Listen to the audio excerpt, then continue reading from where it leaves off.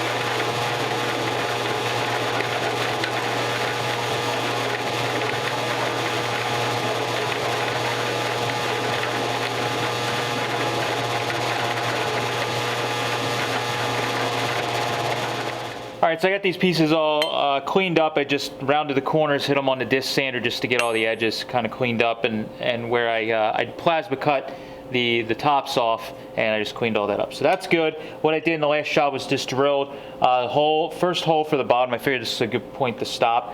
These brackets are going to basically like the C channel of the cross member.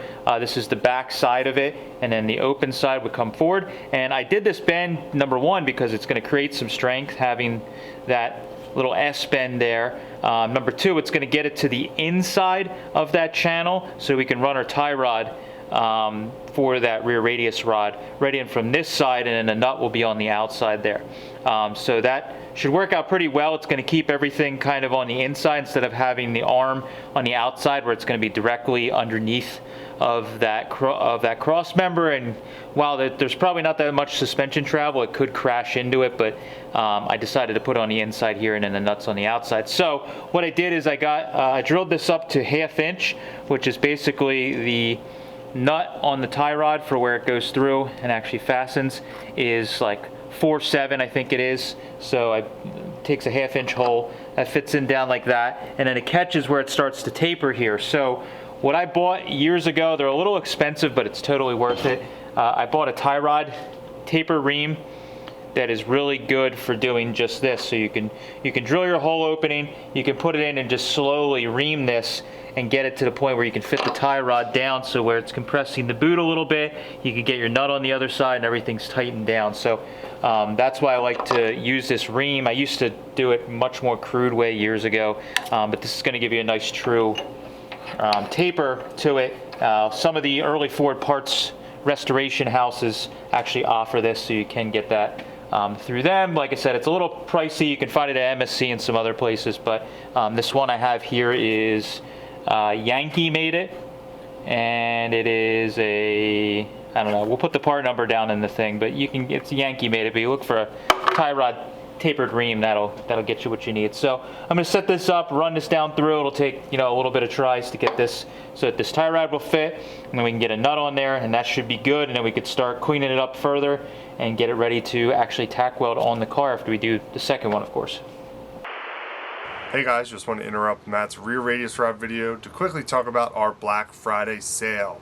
We're doing 10% off the entire merch site, and we have a few items, new items. We have a beanie with the IronTrap flathead logo.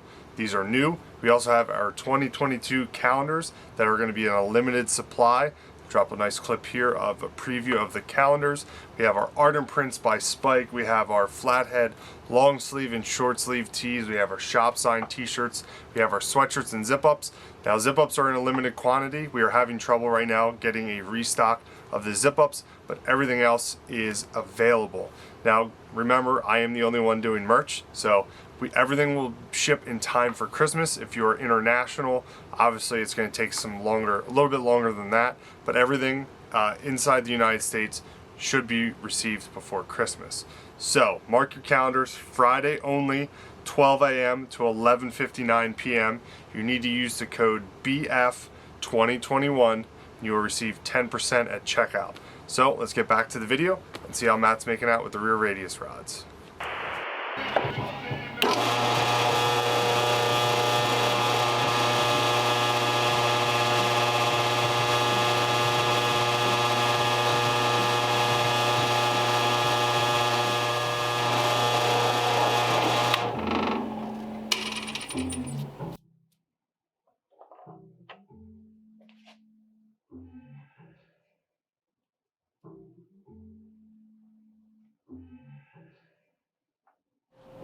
All right, so I got those mounts just clamped in place, and you saw in those last shots I was tapering everything.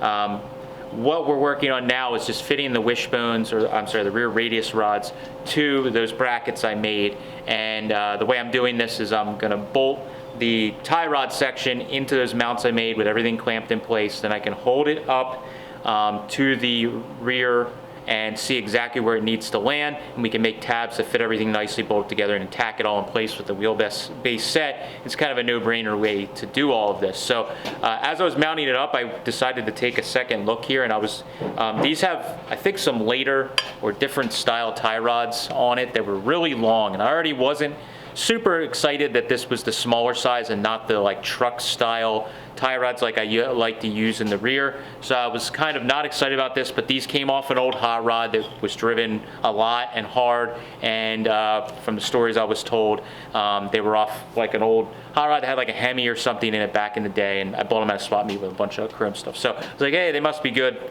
Car, you know, was something that was driven.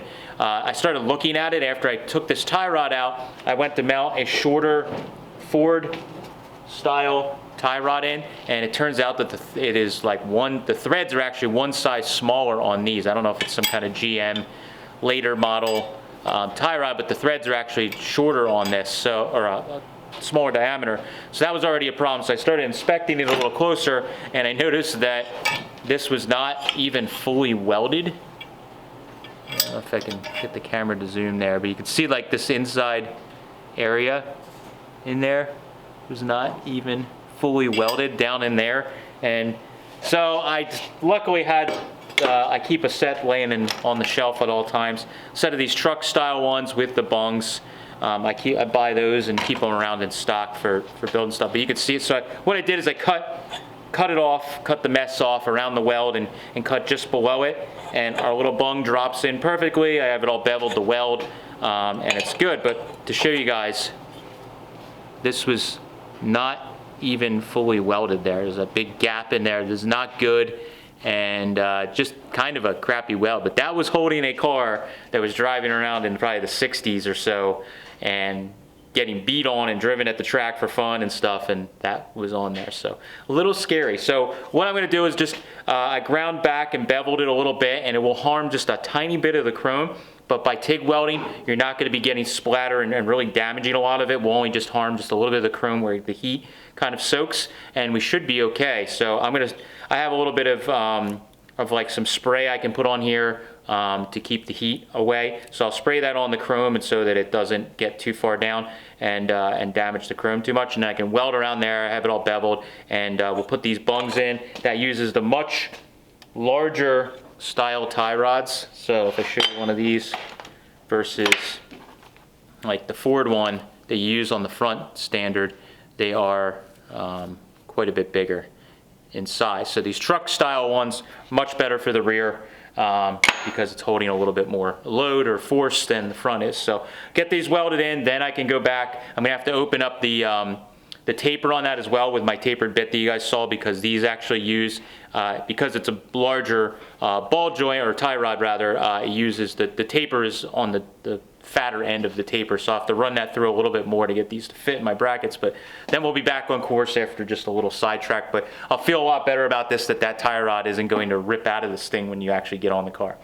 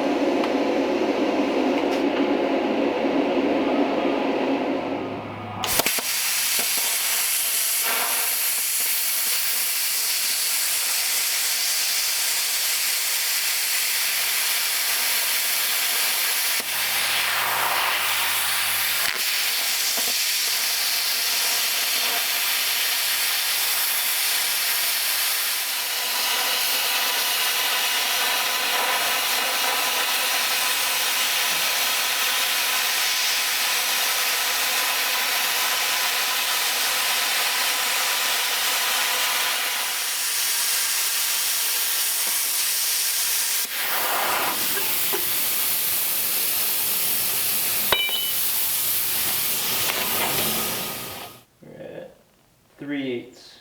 113 and 3/8. I think we were at quarter before, weren't we? It was somewhere right around there. Pretty sure quarter sticking in my. Good. Yeah, this one's we're at an 1/8.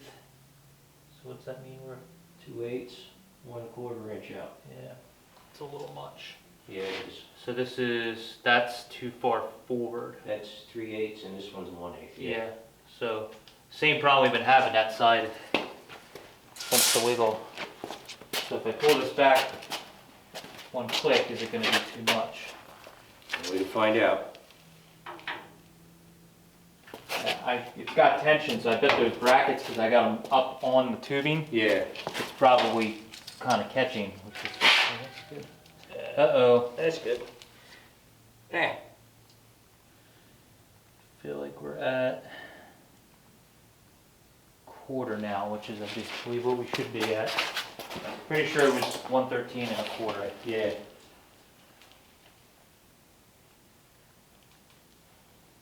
You on? Yep. Yeah, we're within a 16th. That's, can't do better than I that. think we can take that out with the, I got it. Yeah. Can't do better than that. We'll leave that there. Yeah, we could pull it together. We could pull that out.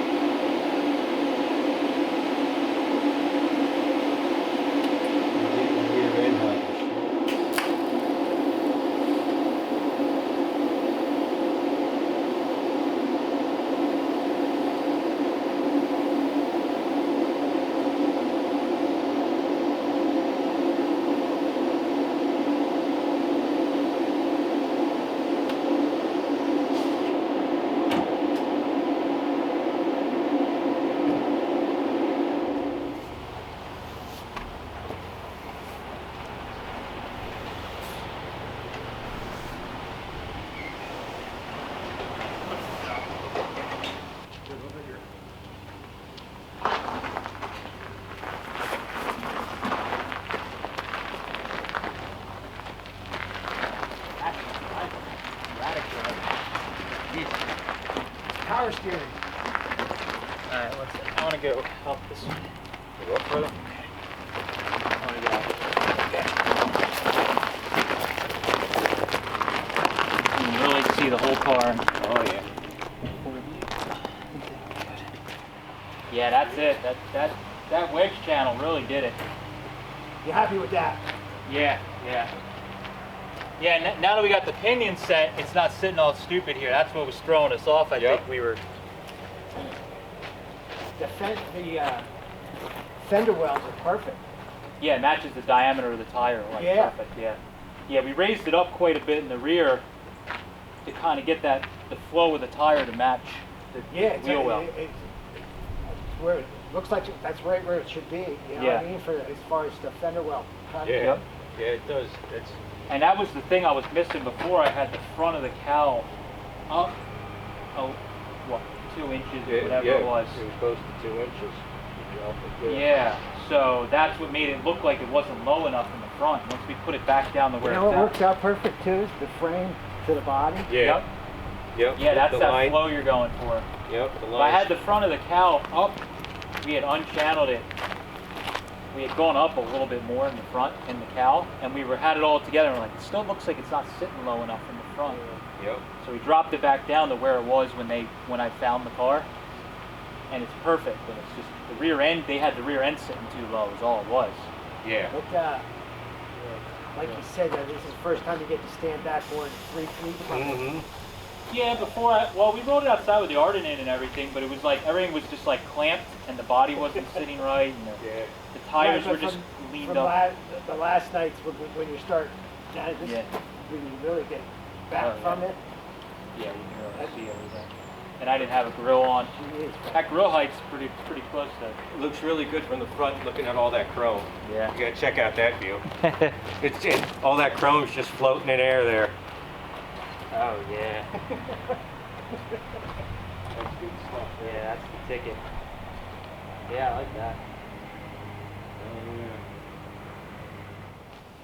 All right, so we got the put the grill on just to mock it up, and we had to roll the car out because finally now that the rear suspension is locked in, we're able to actually roll the car out and don't have too many clamps and ratchet straps and stuff holding the rear in, and everything was kind of floating, and now we could roll it out, make sure that I like the position that the body's in, and just a huge step getting that rear end locked into the chassis.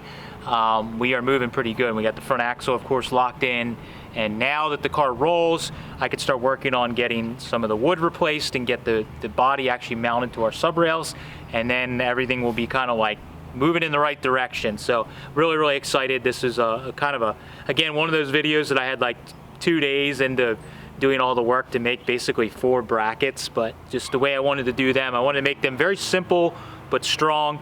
So using some heavier plate and using an oxyacetylene torch and heating and bending and doing all that stuff, I think when you look underneath of the car, it will kind of look like the front mounts do, and something that could have been done back in the day and doesn't look like a piece of billet or something like that. So I'm really happy with it. I will do all the finish welding of all that stuff later on. We may go back and revisit, and I may add an extra bar to the top of those rear radius rods just for some extra strength. I just want to do something that won't make it look funny, but also won't damage the chrome, obviously. So we may have to figure out something that kind of bolts on the front. I'm not really sure, but for right now, it's definitely a good step in the right direction, and we can turn our attention back to the body to get it bolting down and solid in the doors opening and shutting, which is we're nowhere near right now. So thank you guys for watching. Really excited. Let me know what you think of in the comments of the stance and how the car is looking now that we finally got it, the vision all locked in on this car. Thanks guys, catch you later.